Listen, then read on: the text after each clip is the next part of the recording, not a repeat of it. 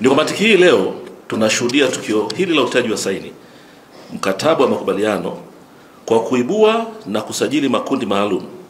Na ninapozungumzia makundi maalum tuna yako ya aina 4. Vijana kwa wingi wao, wanawake, bila kuwasahau wazee na watu wenye ulemavu. Na tunaamini kwamba kote nchini tukishirikiana pamoja, sisi PPRA na VETA tunaweza tukayavuta ya makundi kwa haraka.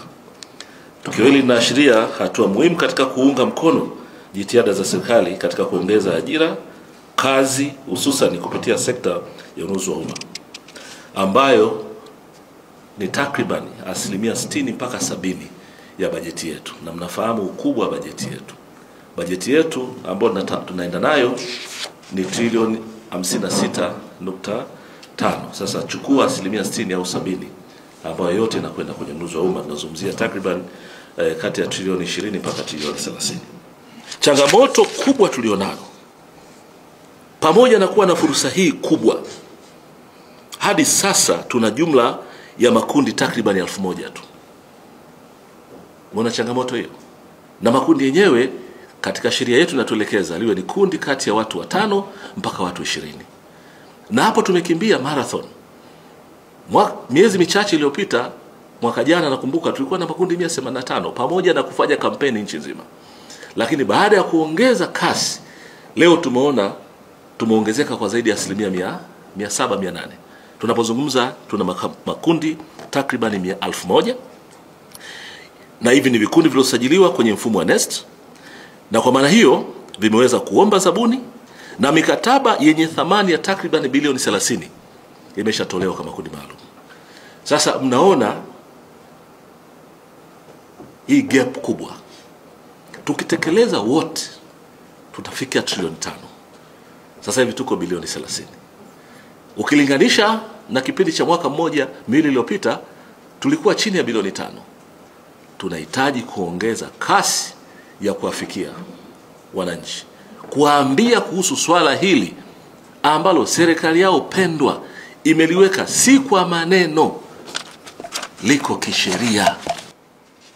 Na katika majadiliano tulipata pia uelewa na wenzetu wa PPRA kwamba makundi haya maalum ambayo yanahitajika bado hayajafikia kile kiwango kinachohitajika,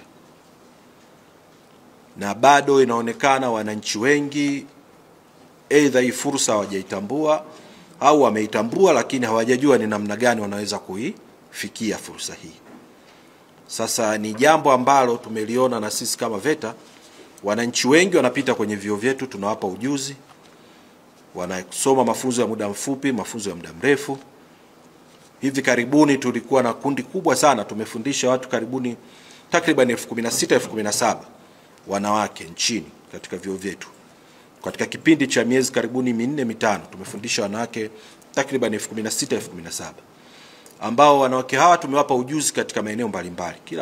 Wengine wamekuja wanataka kujua masuala ya usafi ili wakafanye shughuli za usafi kwenye maeneo mbalimbali, kwenye taasisi mbalimbali. Lakini na sisi tunasema kama makao makuu tutaendelea kuhakikisha kwamba tunatoa ushirikiano, tunafanya kwa pamoja utekelezaji wa ushirikiano huu, lakini pia kusaidia tuweze kupata ya makundi, kwa sababu haya makundi pia unaweza kukuta na sisi pia VETA katika ile 30% tunaotakiwa ya ununuzi, unaweza kukuta na sisi hatujaifikia.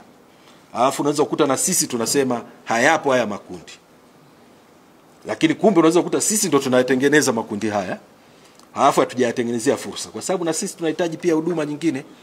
Tunahitaji watu wa kuweza kutusafishia maofisi. Kuna baadhi ya maeneo tunahitaji watu kwa ajili ya kutusupply chakula. Kuna baadhi ya maeneo tunahitaji watu kutusupply stationery na vitu vingine. Kwa hiyo kukuta na sisi tunasema haya makundi maalum hayapo. Kumbe kuna watu tumeshawafundisha na wana uwezo wa kuja kuyatekeleza. Ilikuwa tu ni kuwatengenezea mfumo ili na wenyewe waweze kushiriki vizuri katika